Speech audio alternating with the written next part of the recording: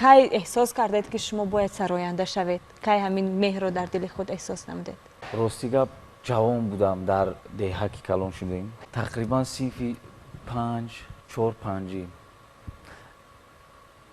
یک برادرم بود از شهر میرفت، هر اولای میدید من خیلی کموندگی و چور متر شدیم کایزه از چوب از چوب متر شدیم. عیناً تاریخی برابر میساختید؟ برابر میخوندم هر اولایی که این برادرم میرفت میدید میفهمید صنعتکار میشه، صنعت خوب داره. چرا پس همچون نوازنده شما داخل شدید؟ صنعتکار گفتم باید یک اسباب رو باید نواخته تان کایزد. بله امی آوازم یک اسباب رو می نوازی ایامو اسباب پیدا میشه، امی ایجاد امی درد ایامو اسباب میبره. میدونید مردم توجیکی ما اصلا هم هنرمند است. من این ملتم رو برای همین هم دوست میدارم که مردم توجیک اصلا در نهاد هر یکی ما یک هنر خفته است. هیچی نتوانند 4 مصرع شعر میخوانند که مثل خرسند شوی در کدام خاندانه که باشیم نباشیم.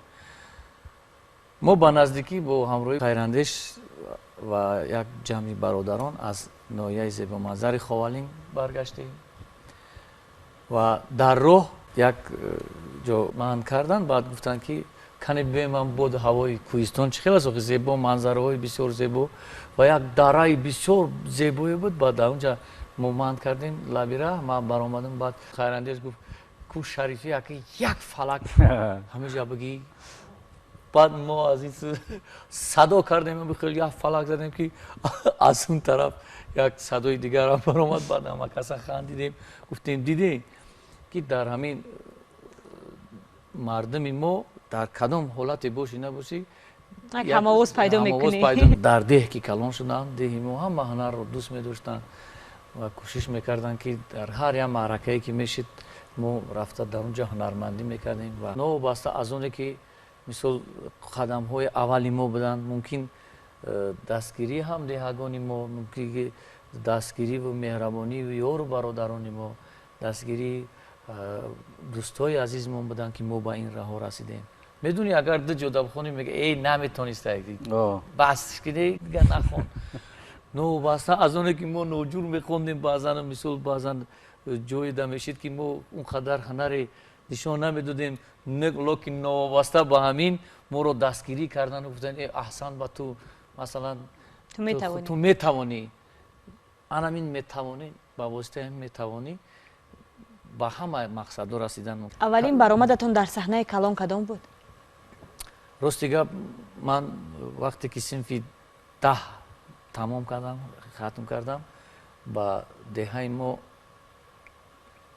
یک فستیوال آزمون بین المللی راه خط گرفت انسامبل ما و ما رو خوشبختانه با اونجا سفربر کردن و ما با سفر هنری با مسکو رفتیم. بعد از مسکو با اسپانیا سفر کردیم.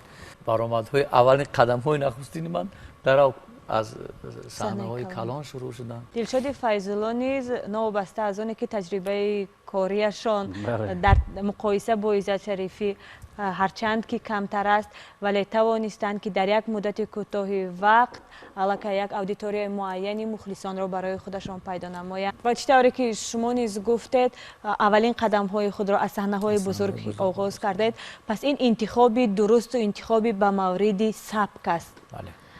که هر دو هم موفق شدید.